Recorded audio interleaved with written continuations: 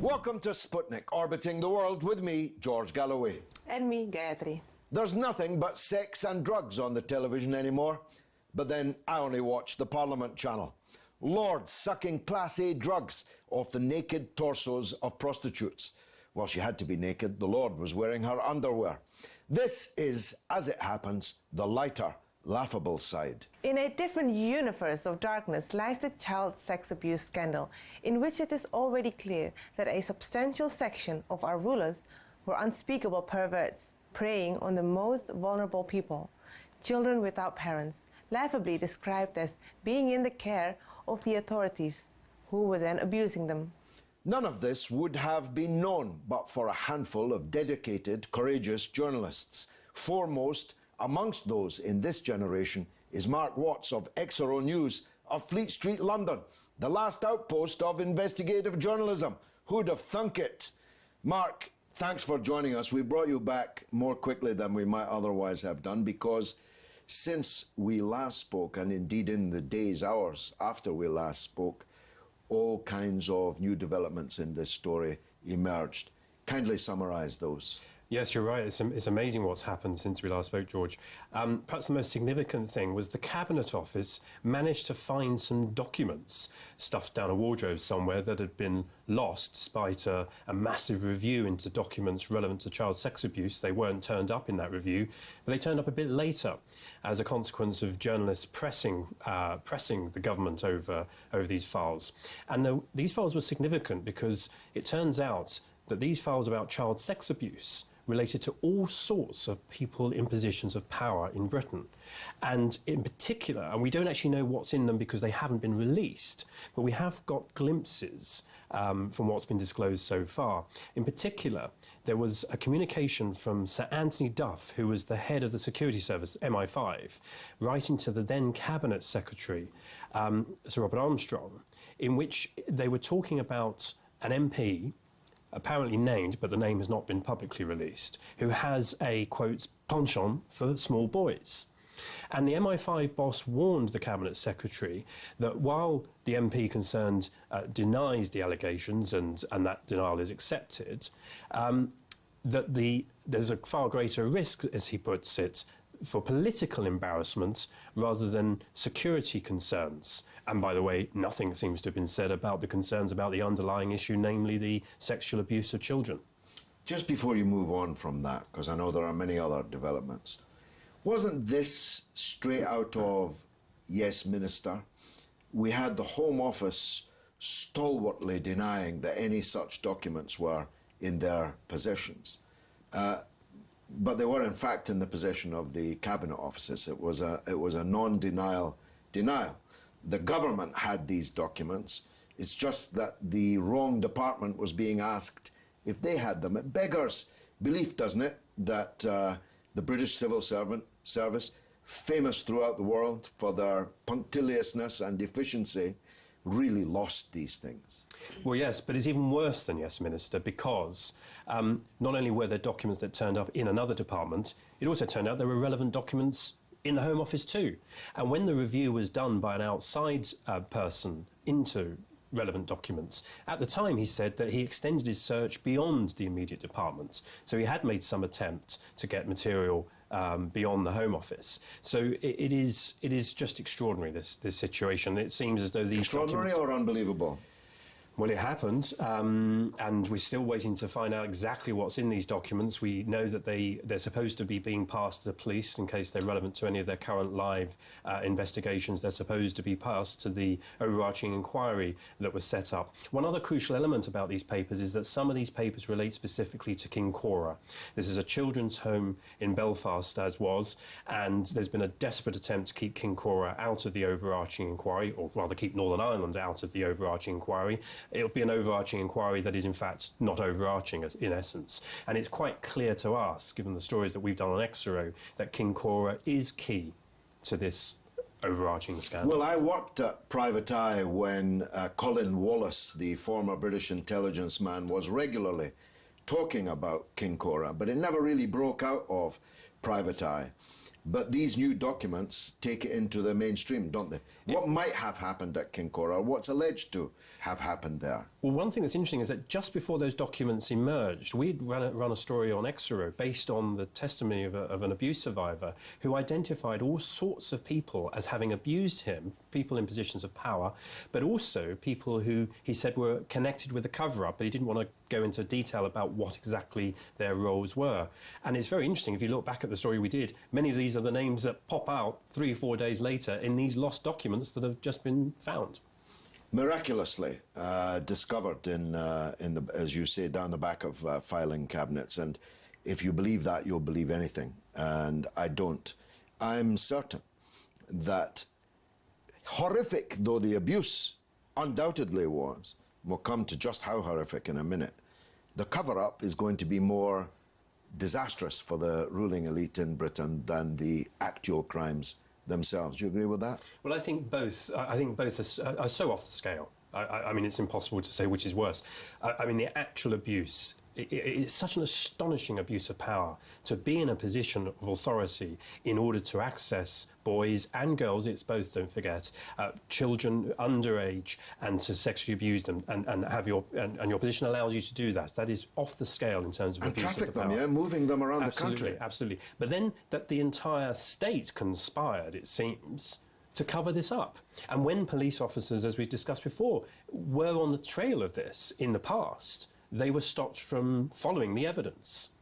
And, you know, much to their disgust oftentimes. The sexual abuse is horrific, as alleged.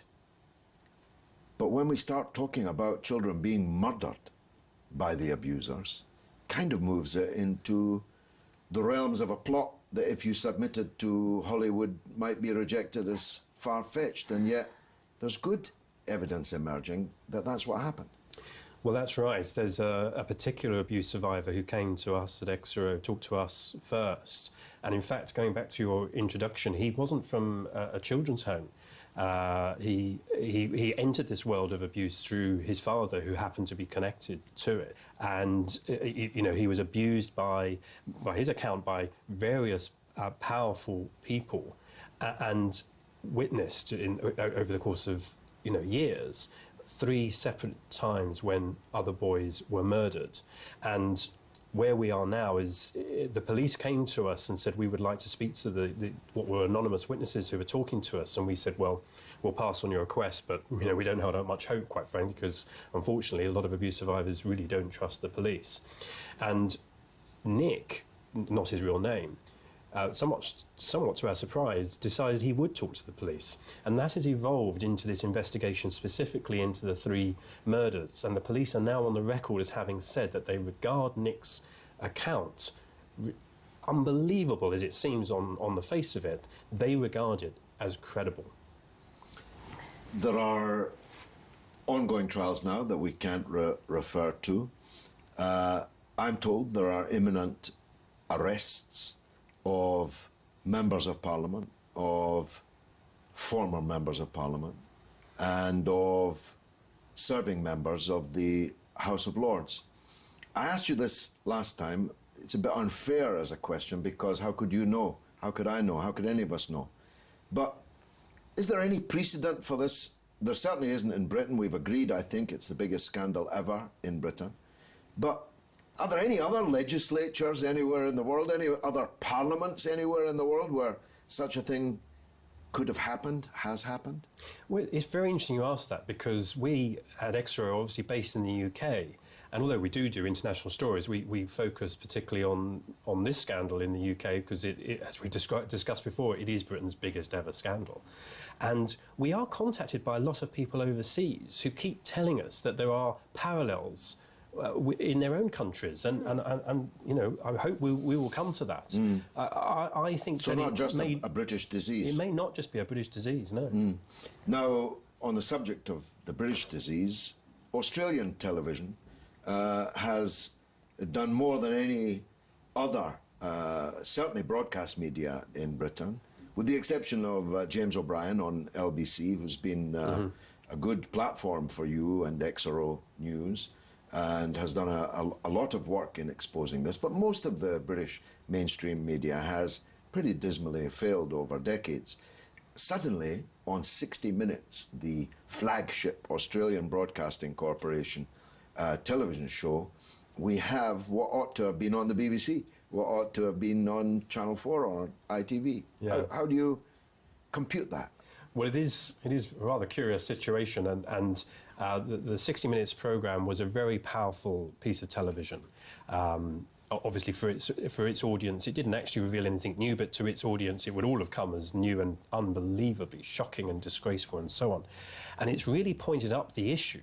Why is it that no British broadcaster has made a current affairs programme of that nature? Now, I mean, I have to say that I wouldn't rule out that possibly happening. We are approached a lot of the time. What we do know is that Panorama, as we revealed some while ago, was set on the course of trying to debunk the whole story and say it was all ridiculous. And this is conspiracy. A conspiracy. And this is the broadcaster that gave us Jimmy Savile, and it seems others, certainly Stuart Hall. I mean, beyond belief, isn't it? Yes, unfortunately, my feelings about the BBC render it not beyond belief, but that's another matter. We caught the zeitgeist last time we had you. Within days, story got much bigger. What are you predicting over the next days and weeks? Well, in a way, you touched on it. I think that we are going to see more arrests. There's a particular investigation into a ring of alleged perpetrators relating to a girl. A woman called Esther Baker has come forward to talk about that. The police are investigating it. In fact, they've made the first arrest, not of a prominent person, but they've made the first arrest in that investigation. So that investigation is clearly proceeding apace. I can tell you that in the months ahead, there's going to be a lot more, even more shocking than we have exposed already. Well, that sounds pretty shocking. Mark, thanks for coming back on the Sputnik. I have a feeling it might not be long before I'm asking you to come back again. But thanks for the time being. Coming up after this break, why does the light seem so bright at the end of the tunnel? Thousands in France are storming, not the Bastille, but the Eurotunnel defences. Stay tuned.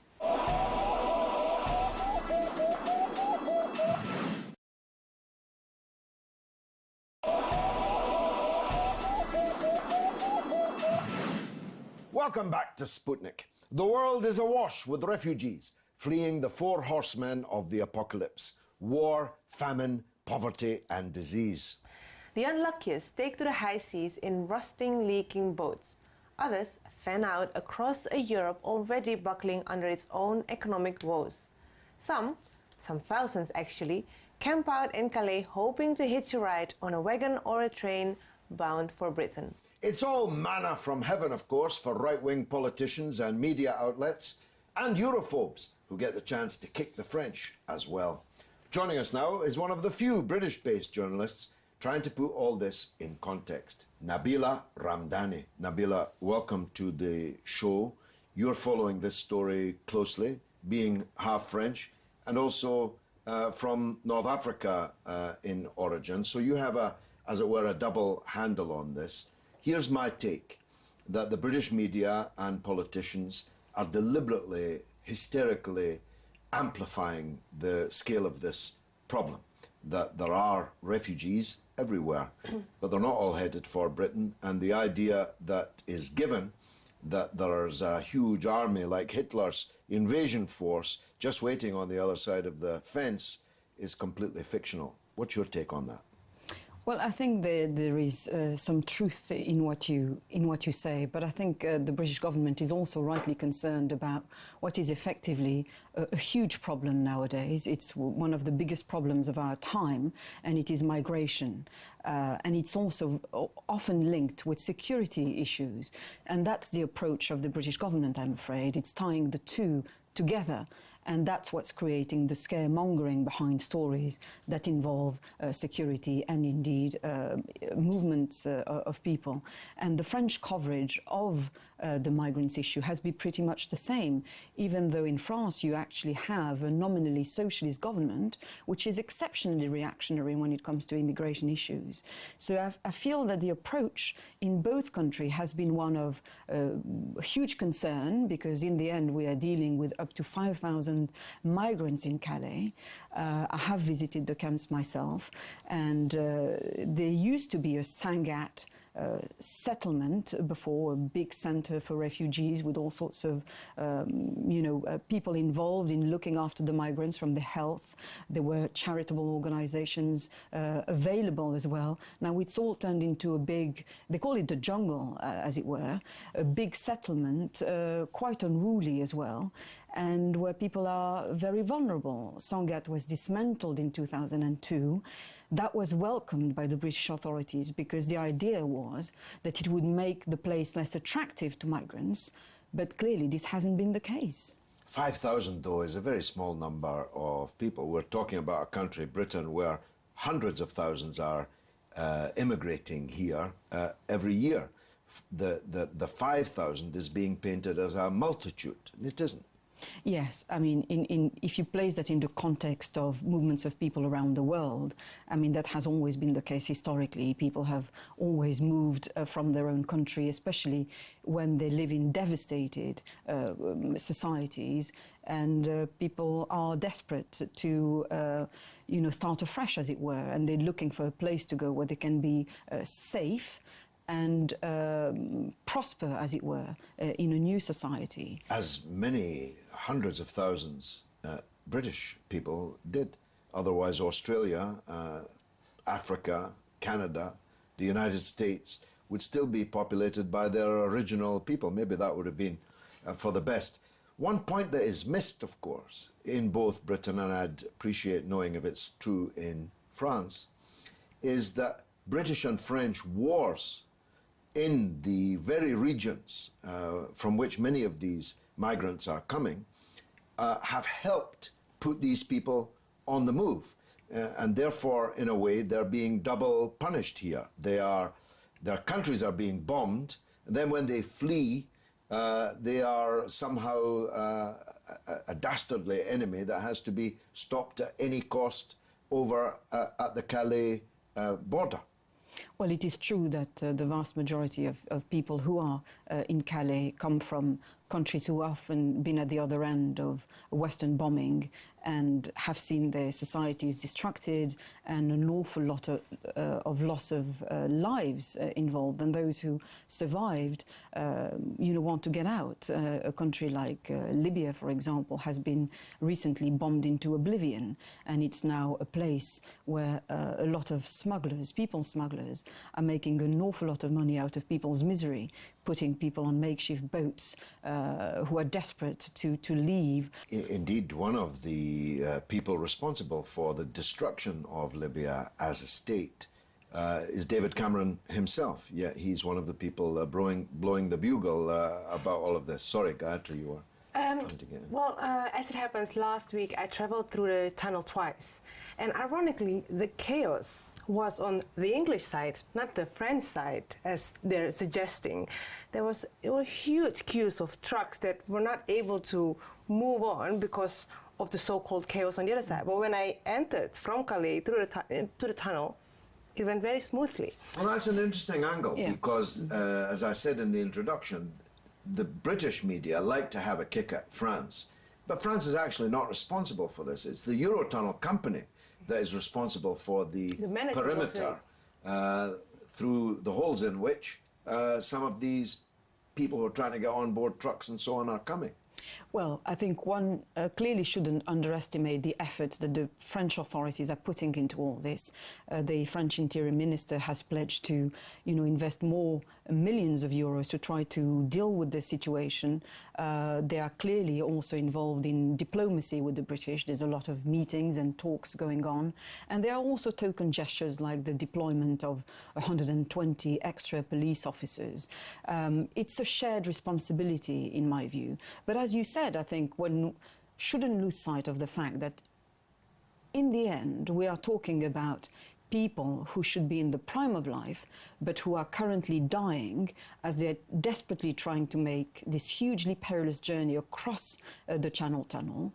And the French authorities have actually blamed Eurotunnel for the loss of lives or for being a potentially lethal area for those migrants. So the absolute priority for both governments should be to focus on saving lives. Now, the brouhaha around the Calais and tunnel stories has successfully diverted attention from the boat people, who are far more numerous, of course, and who I presume, though how could I know because the media isn't covering it, I presume are still leaving from the North African side of the Mediterranean and headed for Europe. Is that the case? It is very much the case. There is pretty much every day several boats full of people who are trying to make it to the European shores. And I think the core issue in all this is that in the future we are likely to see more and more migrants coming from war-torn countries or the troubled parts of the world who want to make it into safe societies in Europe. And that's the problem that Europe will have to deal with and have to sort out.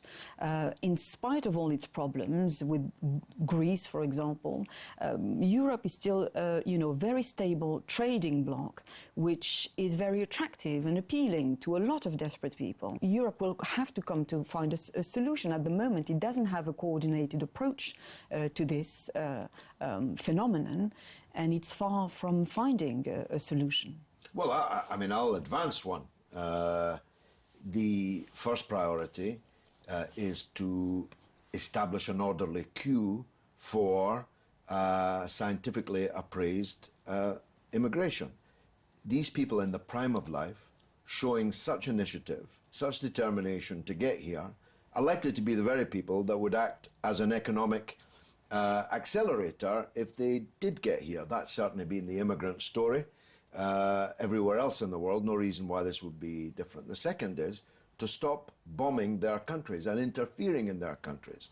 Because if you go further south to the Horn of Africa, for example, the West has been involved in war and division in Ethiopia, Eritrea for as long as I've been alive. I've been conscious of it since the early 1960s. And the third would be to help economic development in the South by proper, fair trade and fair terms of investment so that their places became more attractive to stay in than setting out for Calais and trying to jump on the back of a train. How's that for a manifesto? Well, I absolutely agree. I think there is undoubtedly a correlation between countries being bombed and indeed societies being destroyed and people therefore fleeing, devastated places effectively. There is no doubt about that. And there's also a misconception or prejudice about people fleeing those places to come and, somehow come and live on the benefit system. That couldn't be further from the truth. We are talking about people who have aspirations, who, like anybody else, want a decent life. They are often very hard-working people, and they simply want to start afresh. I fiercely opposed the bombing of Libya because it was dressed up as a humanitarian intervention, which eventually brought about regime change, which is, of course, against international law. But you would think that if the intention was indeed to bring about democracy, then why are not Western governments, and specifically the French and the British, who did most of the bombing, not involved now to build up civil society and indeed rebuild the country and make sure that it is, a fair and society to live in? Well, they achieved the opposite. Thank you very much indeed, Nabila Ramdani, for joining us on the Sputnik. And now it's your turn to tell us what you think through the portals of social media. What's rattling, Gayatri? Is there light at the end of the tunnel? What now for those stranded in Calais? Norton Kane says Cameron and co.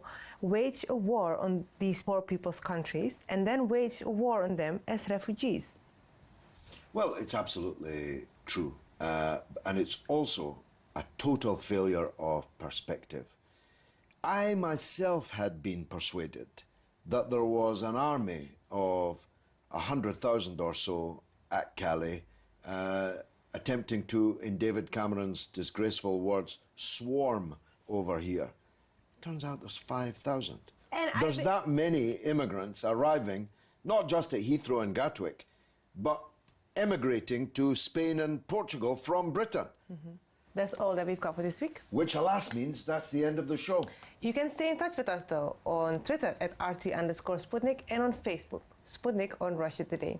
It's goodbye from me, Gayatri. And from me, George Galloway. It's been marvellous.